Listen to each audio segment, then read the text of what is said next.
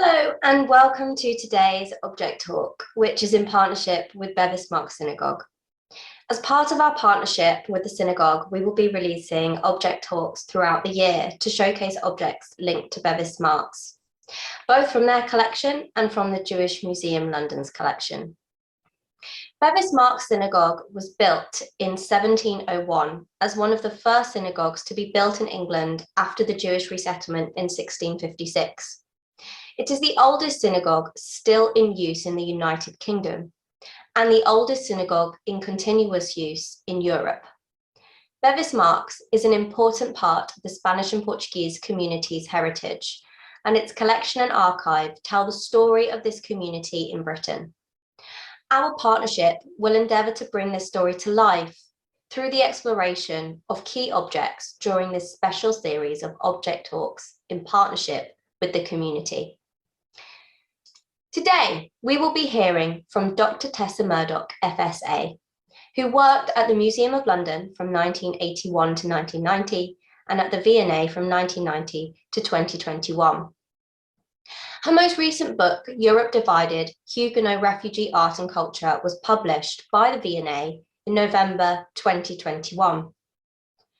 Forthcoming publications include As Consultant, Great Irish Households, Inventories from the Long 18th Century, John Adamson, Summer 2022.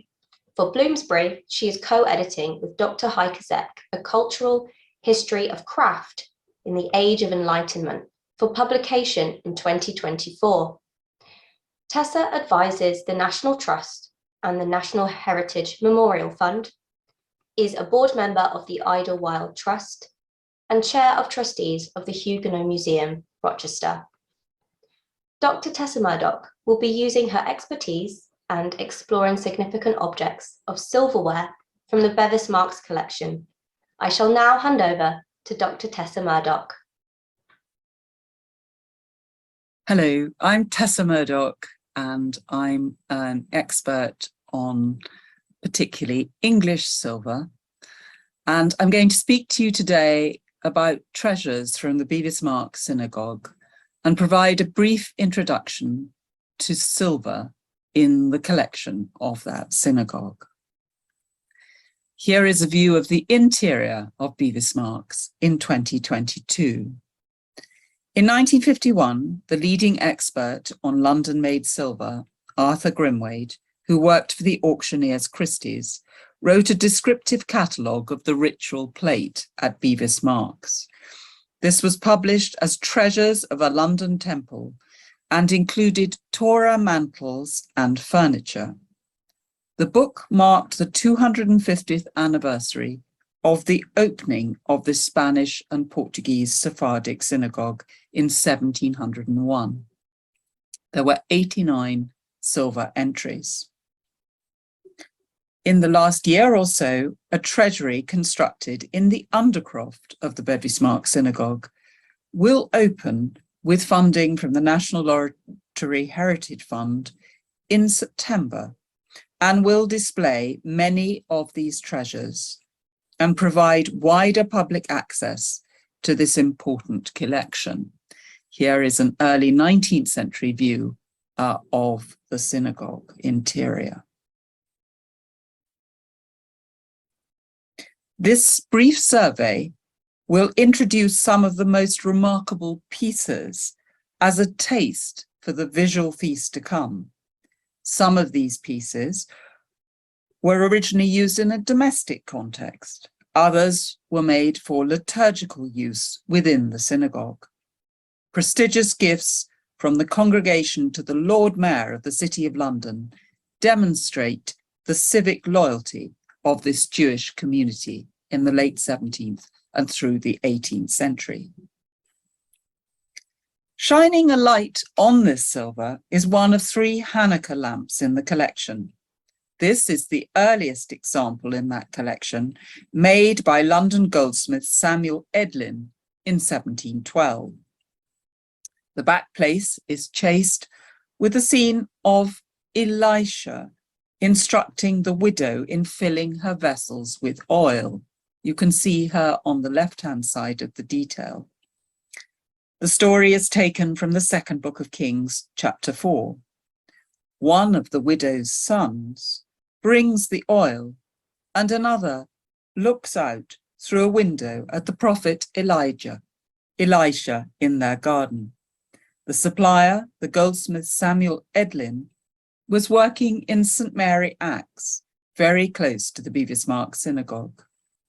Beneath the biblical scene, a framed cartouche was probably intended to contain the initials or coats of arms of the original owner, but never filled, so the original owner of this domestic piece is not recorded.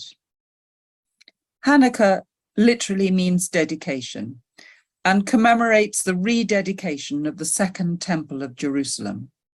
The holiday, which lasts for 8 days and usually falls in November or December, is often called the Festival of Lights. A Hanukkah lamp, as here, has 9 lights. 8 lights symbolize the 8 days that the lantern in the Temple of Jerusalem miraculously burned on for 8 days, even though there was only 1 day's supply of oil. The 9th light is known as the shamash, the helper candle, which is used to light the others. In that same year, 1712, the same London goldsmith, Samuel Edlin, supplied this pair of Torah finials, or rimonim, for the Torah scroll, for use originally by the Sephardic synagogue in Barbados. The shafts of these finials are engraved with the inscription Isaac Gomez Serra and the date 1784-5. Isaac Serra lived from 1739 to 1818, and he served as a warden of the Bevis Marks Synagogue in 1794. His ancestor was one of the original founders of the synagogue. These silver-gilt rimonim are formed in 3 tiers, from each of which bells are suspended, although some are now missing. These ring as the Torah is processed from the ark to the bema, where the Torah is read to the assembled congregation. The inscription suggests that the rimonim were gifted to the synagogue in Barbados by Isaac Serra. They were transferred to the Bevis Marks Synagogue in 1926. The Nideh Israel Synagogue in Barbados was founded by Sephardic settlers from Brazil in 1628. The English settlement of the island of Barbados dates from 1627. This building originally housed about 300 people. It was damaged in the 1831 hurricane and rebuilt in 1833. Although the synagogue was sold in 1929 and initially used as offices, it was restored and reconsecrated as a synagogue in 1989. 4 years later, Samuel Edlin was one of the native goldsmiths who signed a petition presented to the London Goldsmiths Guild against assaying, that's to say, testing the alloy of the work of foreign goldsmiths who had not served a 7-year apprenticeship. So Edlin's engagement with the largely foreign London Jewish community is perhaps surprising. Another pair of rimonim, shown here, were made by the goldsmith Abraham de Oliveira, a Jew who was born in Amsterdam, the son of Jacob, who served as warden of the Amsterdam synagogue in 1654. De Oliveira trained in Amsterdam, and he came to London in the 1690s and married into the Jewish community in 1697. He was working nearby in St. Helens Bishopsgate. One of 2 pairs of rimonim. These were made out of recycled early examples listed in the synagogue's collection in 1702, including some recycled silver rings and silver handles. Oliveira charged £7 for both new pairs, of which only these examples, dated 1737, survive. The silver submitted for recycling weighed 90 ounces. The new remonym weighed 68 ounces each pair. So the £7 goldsmith's charge covered the cost of the additional silver used and the cost of making these new Torah finials. Interestingly, Abraham de Oliveira was an active member of the community, supplying the synagogue with the Passover bread in 1736 and 1737. He lived to a great age, dying aged 93, and was buried in the Bevis Marks Cemetery in 1750. This is today known as the Novo Cemetery and situated at Mile End, in the heart of the campus of Queen Mary College, University of London. It is one of only 2 exclusively Sephardic cemeteries surviving in England. And this, the Novo Cemetery, had opened in 1733. This Dutch silver spice box, dating from about 1680, is inscribed with the name Isaac de Elias Lindo. It belonged to the great-great-nephew of Antonio Cavallal, who founded the London Jewish community in the 1650s. The first Isaac Lindo to settle in London, who died in 1728, was a secret Portuguese Jew living in the Canary Islands. In 1656, he was imprisoned by the Inquisition, but released 2 years later. He settled in London in 1675 and was admitted a broker in 1681. From 1697, the alderman of the City of London permitted 12 Jews to practice as sworn brokers on payment of the high fee of £1,500. In return, each broker received the freedom of the city and a silver medal. Isaac Lindo was succeeded by 6 successive generations of Lindos in this role. This spice box belonged to his grandson, who died in 1772. The last broker member of the Lindo family was Moses Lindo, who lived from 1862 to 1933. He presented the family collection of brokers' medals and certificates to the Guildhall Museum in 1931. This is now the Museum of London. This remarkable spice box was included in the celebrated Anglo-Jewish exhibition held in the Royal Albert Hall in 1887. The loyalty demonstrated by members of the London Jewish community to the established government of the City of London is demonstrated in a series of dishes and cups which were presented to successive Lord Mayors between 1697 and 1777.